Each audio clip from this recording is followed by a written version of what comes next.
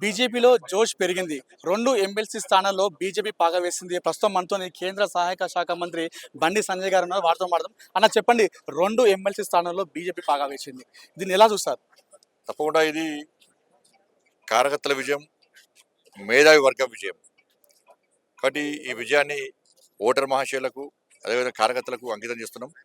ఇలా నరేంద్ర మోడీ గారి నాయకత్వంలో ఈ తెలంగాణ రాష్ట్రంలో ఎక్కడ ఏ స్థానిక సంస్థల ఎన్నికలైనా, ఉప ఎన్నికలైనా కూడా ఇలా తప్పకుండా మేము గెలవడానికి సిద్ధంగా ఉన్నాం. ప్రజలు కూడా మాకు అనుకూలంగా తీర్పు ఇవ్వడానికి సిద్ధంగా ఉన్నారు. అంటే ఎప్పుడు ఎన్నికలు వచ్చినా కూడా బండి సంజయ్కి ఇండియా పాకిస్తాన్ మ్యాచ్ గుర్తొస్తున్నట్టు స్వయంగా కరీంనగర్కి వచ్చి పీసీసీ ప్రెసిడెంట్ కామెంట్ చేసిన సంగతి. ఇప్పుడు నేను ఏమంటున్నా అంటే, మాది భారత్ టీం అన్నాం. కాంగ్రెస్ పార్టీ ఏం సమాధానం చెప్పుకోవాలి? కాదు, భారతీయ జనతా పార్టీ కాదు, మేమే భారత్ టీం అని చెప్పుకోవాలి. చెప్పుకున్నారా? అంటే భారత్ టీం అని చెప్పుకోవడానికి కూడా కాంగ్రెస్ పార్టీ సాహసిస్తలేదు. అంటే భారత్ టీం అని చెప్పుకోవడం కూడా కాంగ్రెస్ పార్టీ ఆలోచిస్తున్నది.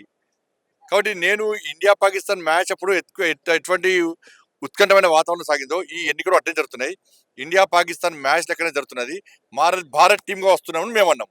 కాంగ్రెస్ పార్టీ మేమే భారత్ టీం అని చెప్పుకోవాలి. ఎందుకు చెప్పుకోలే? కానీ భారత్ టీం మాది. కాబట్టి అదొకటే కాదు కదా, ఇలా అభివృద్ధి విషయంలో ప్రజలు గమనించారు. మోడీ గారు, కేంద్ర ప్రభుత్వం తెలంగాణ రాష్ట్రానికి అభివృద్ధి నిధులు ఇస్తుంది, సంక్షేమ పథకాలు ఇస్తుంది గమనించారు. కాంగ్రెస్ పార్టీ అభివృద్ధి సహకరిస్తలేదు. ఎప్పుడు నిత్యం మోడీ గారిని తిట్టడము, కేంద్రాన్ని బదనాం చేయడమే పనిగా పెట్టుకున్నది. కాబట్టి ఒక్క పైసా రాష్ట్ర ప్రభుత్వం ఇచ్చే పరిస్థితి లేదు. కాబట్టి ఇలా ఈ గెలుపు సాధ్యమే. బీసీ నినాదం ఇంపాక్ట్ ఎవరిపైన చూపించింది ఈ ఎన్నికల్లో?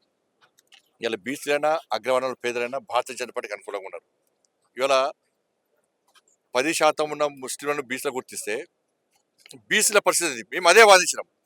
4% రిజర్వేషన్లు కాంగ్రెస్ పార్టీ ఇస్తే, బీసీలు గుర్తిస్తే హైదరాబాద్ జిహెచ్ఎంసీలో ఎంత అన్యాయం జరిగింది బీసీలకు.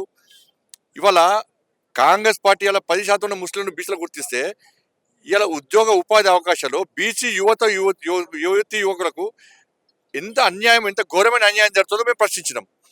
రాజకీయ పరంగా రావాలనుకున్నట్టు బీసీ యువతకు ఏ విధంగా అన్యాయం జరుగుతుందో మేము వివరించినాం. కాబట్టి కాంగ్రెస్ పార్టీ ఎంత నమ్మించే ప్రయత్నం చేసినా కూడా ప్రజలు నమ్మలేదు.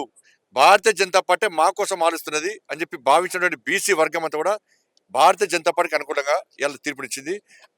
అగ్రవర్ణాల్లో పేదలు కూడా ఈడబ్ల్యూఎస్ ఇచ్చింది మాకు భారతీయ జనతా పార్టీని భావించిన అగ్రవర్ణాలు కూడా భారతీయ జనతా పార్టీ మద్దతు ఇచ్చింది. వచ్చే సాధారణ ఎన్నికల్లో రాష్ట్రంలో బీజేపీ పాగా వేస్తుందా? అటువైపు కాంగ్రెస్ 6 గ్యారెంటీలు అమలు చేస్తున్నట్టు కూడా మా వైపు ఉన్నట్టుగా కాంగ్రెస్ చెప్తుంది. ఇప్పుడు కాంగ్రెస్ పార్టీ చెప్తూనే ఉంటుంది, ప్రజలు మాకు అనుకున్న తీర్పులు ఇస్తూనే ఉంటారు.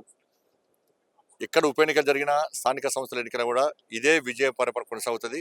ప్రజలు మార్పు కోరుకుంటున్నారు. ఆ మార్పు భారతీయ జనతా పార్టీ ద్వారా మాత్రమే సాధ్యమని భావించిన ప్రజలు మాకు ఇక్కడ తీర్పునిచ్చిన కాబట్టి స్థానిక సంస్థల ఎన్నికలు కూడా అభివృద్ధిని, సంక్షేమ పథకాలను గుర్తించి ఎవరు నిధులుస్తున్నారు, ఎవరికి ఓటేయాలో ప్రజలకు తెలుసు కాబట్టి దానిలో కూడా మేమే గెలుస్తాం. ఈ విజయం వేదికగా ప్రతిపక్షాలకు మీరు చివరికి ఏం చెప్తారు? పద్ధతులు మార్చుకోవాలి, ప్రవర్తన మార్చుకోవాలి. అబద్ధాలతో గెలుద్దామనుకోవడం, అబద్ధాలతో ప్రజలను మోసం చేద్దామనుకోవడం, వాళ్ళు చేస్తున్న నేరాన్ని ఇతరులు నెట్టే ప్రయత్నం చేయడం,